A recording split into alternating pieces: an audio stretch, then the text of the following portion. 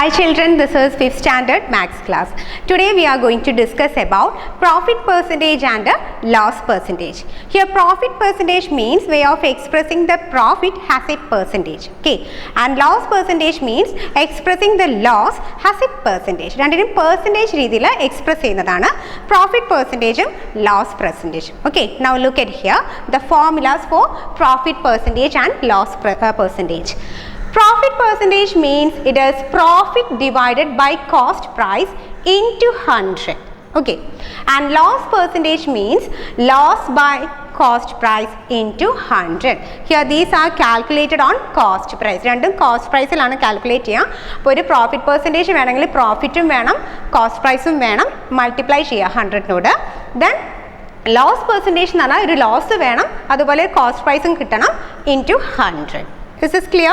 Now let us do some problems based on this. കഴിഞ്ഞ ക്ലാസ്സിൽ നമ്മൾ പഠിച്ച അതേ ഫോർമുലാസും അതിൻ്റെ കൂടെ ഉണ്ടായിരിക്കണം കേട്ടോ. Now look at here. CP is equal to rupees 2,500 and SP is equal to rupees 2,900. Here you want to find the profit percentage. Profit percentage വേണം എന്താ വേണ്ടത്? പ്രോഫിറ്റും വേണം കോസ്റ്റ് പ്രൈസും വേണം. പക്ഷെ നമുക്കിവിടെ കോസ്റ്റ് പ്രൈസ് ഉണ്ട്, പ്രോഫിറ്റ് ഇല്ല. So what do you want to find here? First find the profit. Profit കാണാനുള്ള ഫോർമുല എന്താണ് പഠിച്ചിട്ടുള്ളത്? Profit means SP minus CP. Here you can see that SP is greater than CP. So profit is equal to SP minus CP. Okay. Now let's substitute the values here. 2900 minus 2500. What's the answer? Rupees 400. This is the profit. അപ്പോൾ പ്രോഫിറ്റും സിപിയും കിട്ടിയാൽ നമുക്ക് എന്ത് കാണാം? Percentage കാണാം അല്ലേ? That is profit percentage is equal to profit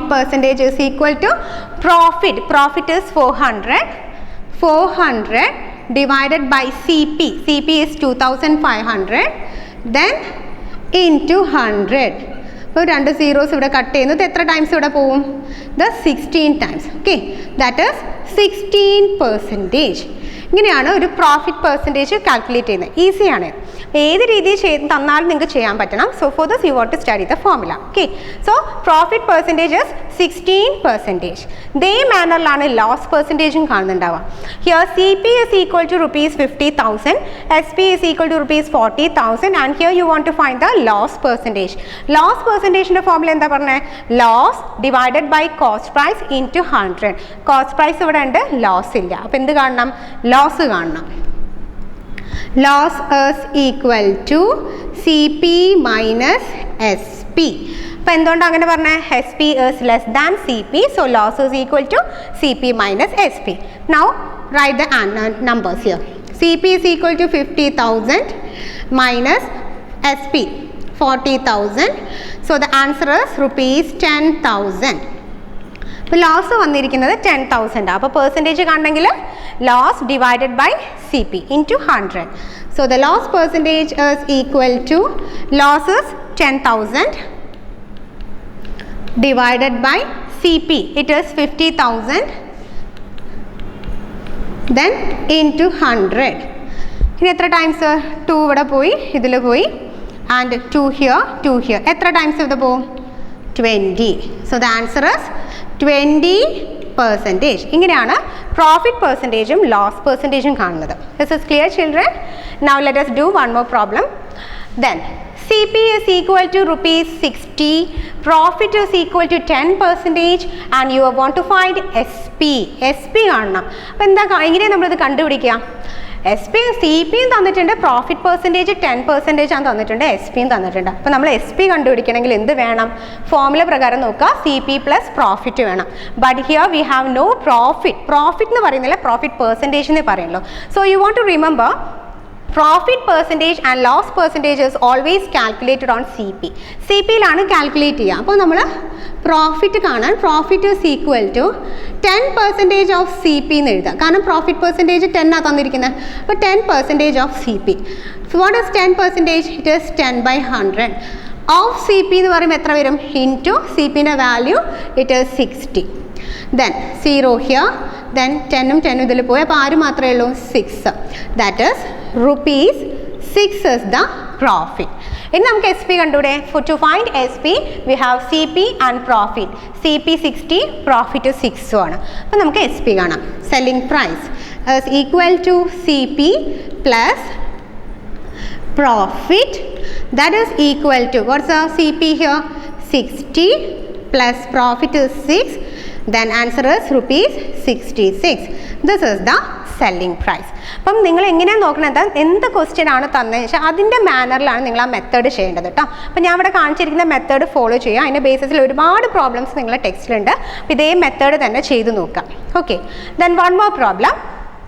SP is equal to rupees 270, loss is equal to 10%, then you want to find CP. അപ്പോൾ CP നിങ്ങൾ എങ്ങനെ കണ്ടുപിടിക്കും?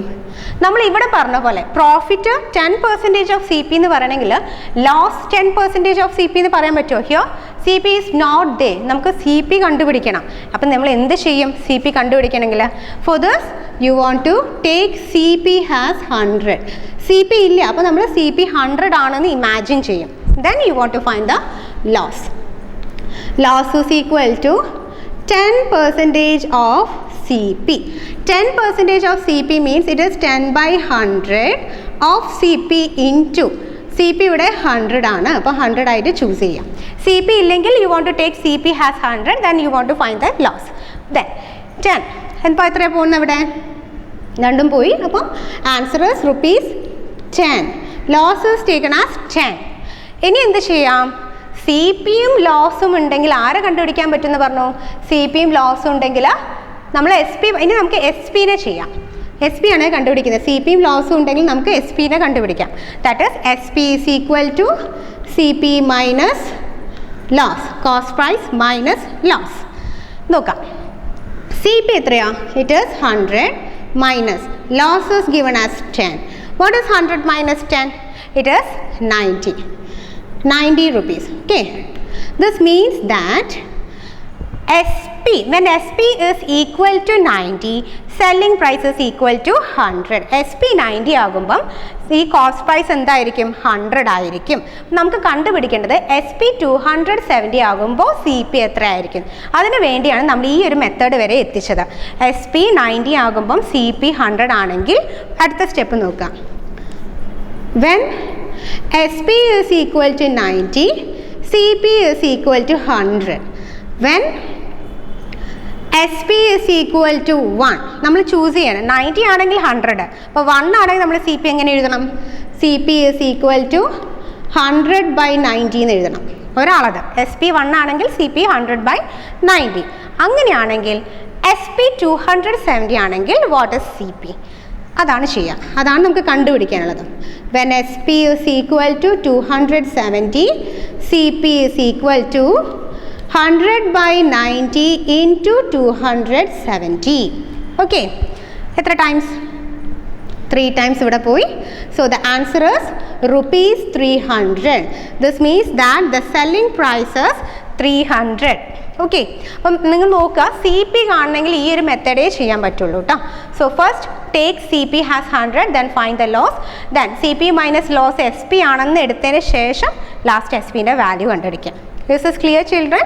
So such types of lot of problems are there in your textbook.